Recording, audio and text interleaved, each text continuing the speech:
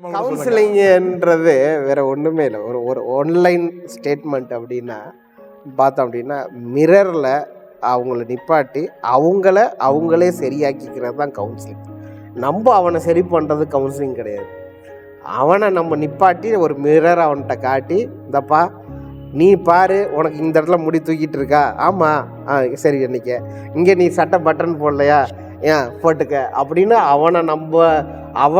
அவனை திருத்த வைக்கிறது தான் கவுன்சிலிங்கே தவிர நம்ம எழுதி கொடுத்து நாளைக்கு நீ இதை செஞ்சுட்டு வா, நீ ஒழுங்காக இதை பண்ணு அதை பண்ணுன்னு நம்ம சொல்கிறதே கிடையாது. அவனவே அவனோட லைஃப்பை ஒரு தடவை திருப்பி பார்க்க வைக்கிறது தான் கவுன்சிலிங். என்னை பொறுத்தளவுக்கு பெஸ்ட்டு வே டு அவங்கள கைட் பண்ணுறது அவங்களோட எக்ஸ்பீரியன்ஸு. காரியத்தை ஷேர் பண்ணும்போது பீப்புள் அண்டர்ஸ்டாண்ட். என்றைக்குமே வெறும் ஏட்டு சுரக்கா கறிக்கு உதவாதுன்ற மாதிரி அதில் புக்கில் இருக்கிறது எல்லாத்தையும் சொல்கிறத காட்டுறோம். அதோடு சேர்த்து கொஞ்சம் வெளியில் உள்ள ஒரு சில காரியத்தையும் கனெக்ட் பண்ணி பேசும்போது வெளி உலகத்தில் என்ன நடக்குது அப்படின்றதையும் அவங்க தெரியாமே வாழ்கிற.